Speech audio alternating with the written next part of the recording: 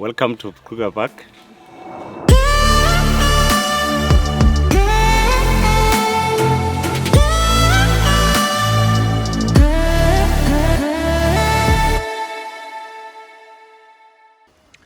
So this is our little campsite. Look what we got playing in the garden.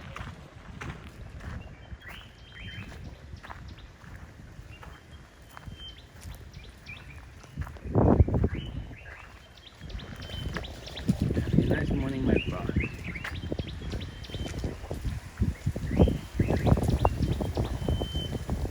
Here comes Bianca for her morning shower.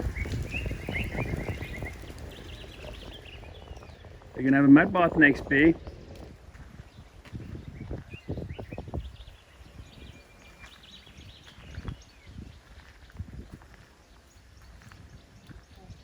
Yeah, Piggy. After an incredible few days in the park, we decided to try something different and headed to the Lake Panic Hide just down the road from SKUKUZA.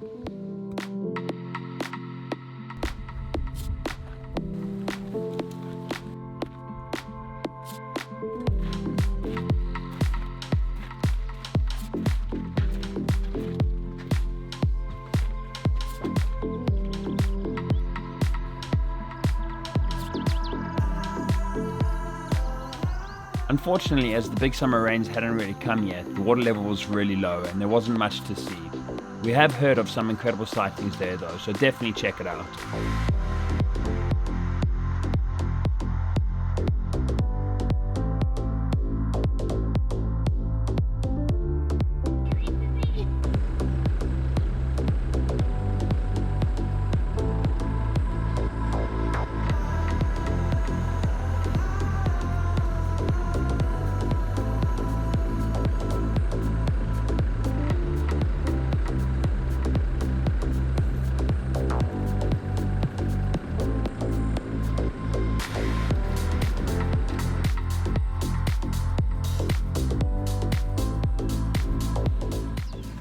So it's our last day in SKUKUZA, unless we end up coming back, which is always a possibility. Gone on a morning drive. The weather's weird. It's overcast and it's quite chilly, which is actually, yeah, it makes for quite a nice change after the stinking hot weather we've had for a while now. But yeah, nice drive so far this morning. Found a pack of wild dogs again, which is incredible. We've seen so many wild dogs, it's ridiculous. Not complaining, absolutely love it. They're fast asleep though, and they're not moving at all, so we'll head back there a little bit later. And then just down the road, there is a dead impala lying here on the floor. Apparently it didn't just die by itself. Apparently a leopard caught it. And the leopard has a cub. But she seems to have, I don't know if she got scared off by people or if she's just moved off temporarily, but at the moment there's nothing here, it's just a dead impala. So we're going to play the waiting game because the leopard and the cub is pretty exceptional. So we're just going to sit it out, see what happens. Hold thumbs. Really hope we get some shots of a leopard, a female leopard and a cub. That'd be pretty amazing. That's quite a sighting. And it would be a fitting end to our stay in SKUKUZA. Not that we're not going to see anything this afternoon. We're going to see lots this afternoon, hopefully. But yeah, hold thumbs. Hopefully the next shot is of a leopard and its cub. If it's not, I won't use this part of the video. So.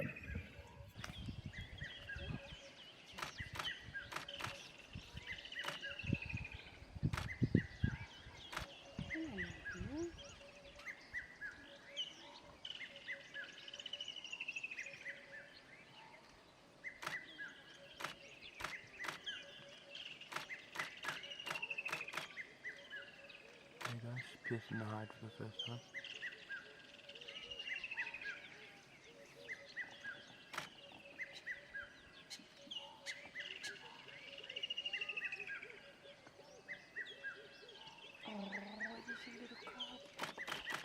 Oh my god.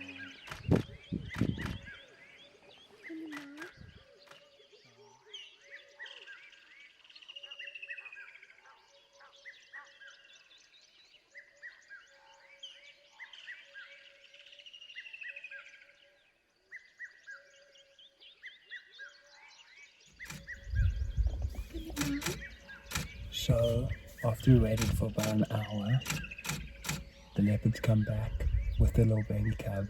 It's incredible. They're busy feeding on the impala right now. It was worth the wait. It was worth the wait. It would have been worth a longer wait.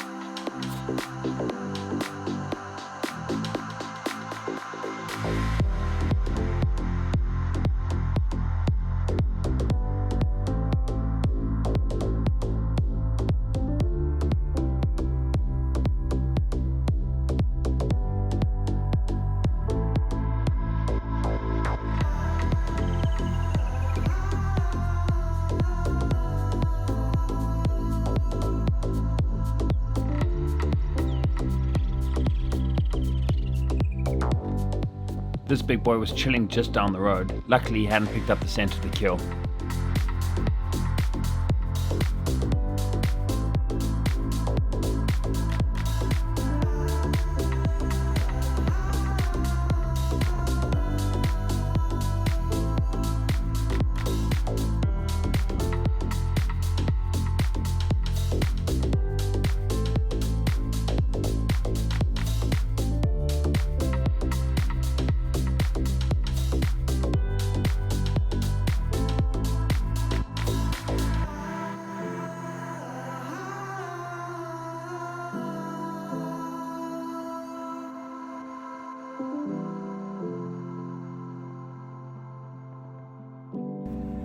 So, as luck would have it, we found dogs again, which is pretty awesome. It's 5 o'clock, so we don't have that much time, hoping that they're going to do something. Sitting with them, they seem to be becoming more and more aware of what's going on around them. It's a different pack of dogs. We're closer to Paul Kruger Gate now.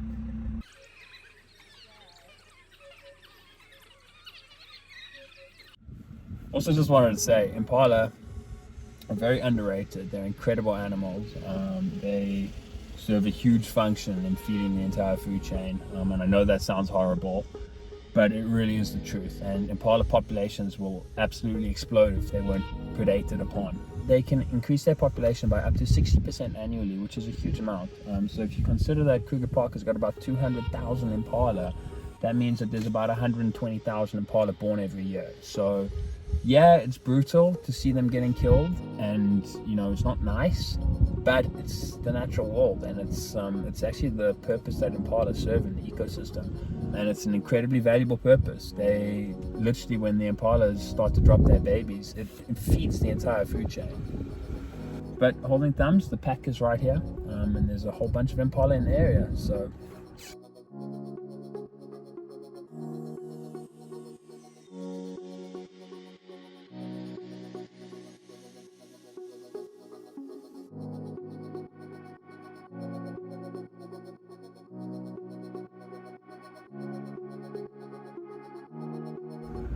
I don't think you can see it, but there's a male impala right here, and the dogs are literally 50 meters away in that direction.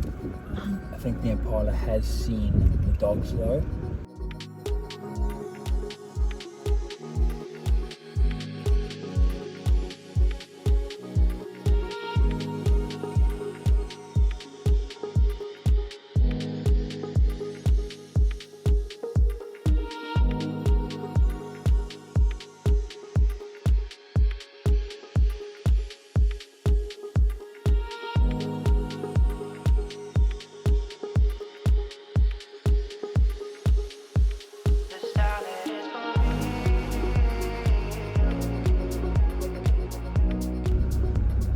So we're surrounded by dogs. They're all over the road, but the pack is moving this direction. They're definitely hunting, but there's only about 15 minutes until we have to leave them to head back to the gate to make the gate in time, because unfortunately the Kruger gates close at 6:30 in the middle of the summer, and there's big fines if you miss that gate time. So we've got about 15 minutes. The dogs are definitely hunting.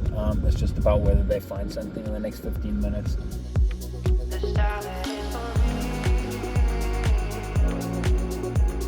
There's at least a pack of 22 dogs running in the road right in front of us right now. It's us and 2 vehicles. And we now have 7 minutes left.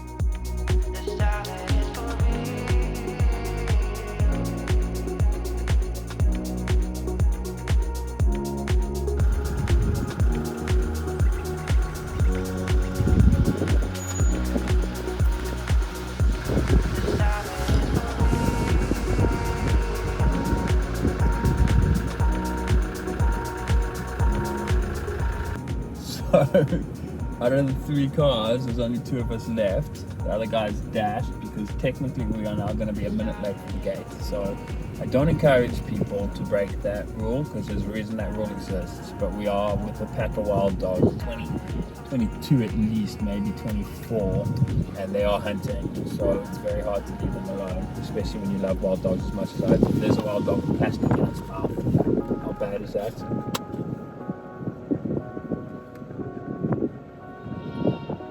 Plastic bag in his mouth. Someone littered a plastic bag in Kruger Park, and that dog just picked it up and started eating it. Who litters in Kruger? That's it.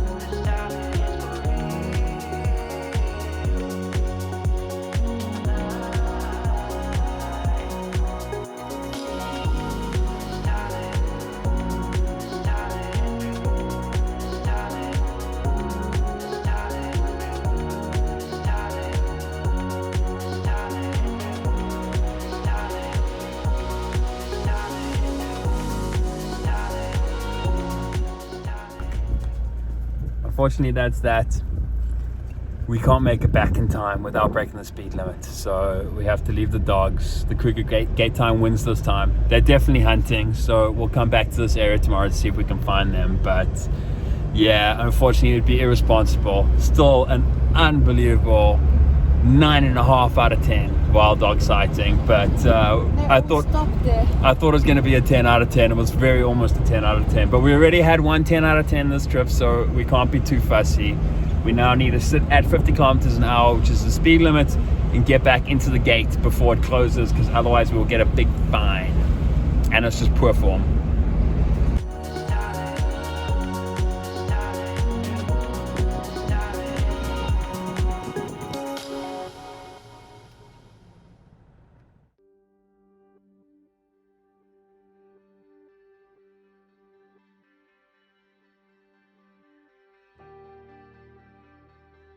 So we've been in the park now for weeks, and this is our first proper rhino sighting in Kruger, which is tragic. It's really, really sad. We used to see a lot of rhino in Kruger. A huge amount of them have been killed, and I think the rest have just been scared off of the public areas.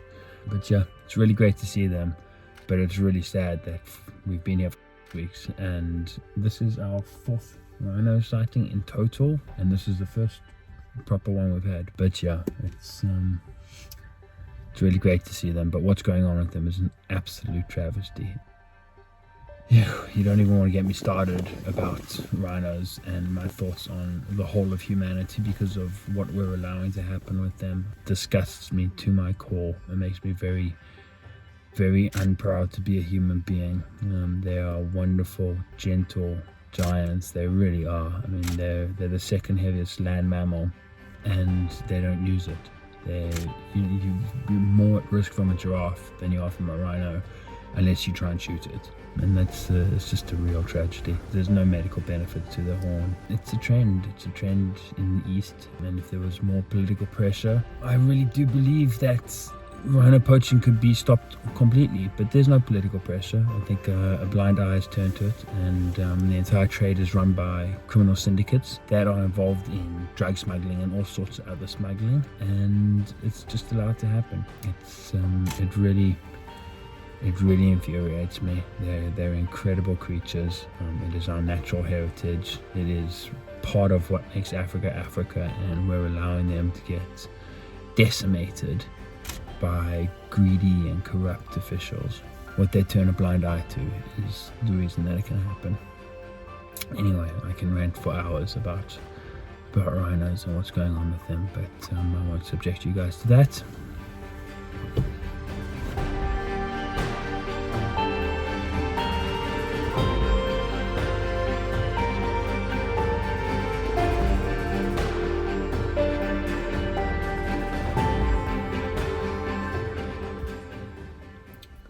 So I've been sitting here for about half an hour now.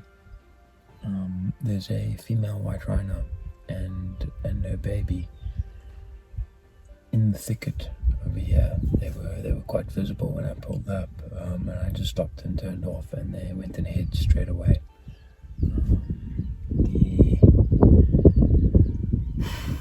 We've seen depressingly few rhino in Kruger, considering how many we used to see. And the ones that we have seen are traumatized. They look like they've been treated badly. This female has now been hiding in the thicket for half an hour. That's not typical white rhino behavior. It's just a real tragedy. That's the way we're fighting over these big, beautiful, gentle beasts. Someone else just pulled up, and it looks like she's running off now. Yeah, we maybe sometimes forget that there's a war getting fought. It literally is a war. The amount of military that you see in the park now, it gives me goosebumps. There are incursions on a daily basis into the park. Especially this time of the month when the moon is out. There are armed gangs operating with massive budgets trying to kill our rhinos, and it's really horrible, and it's an indictment of us as a species.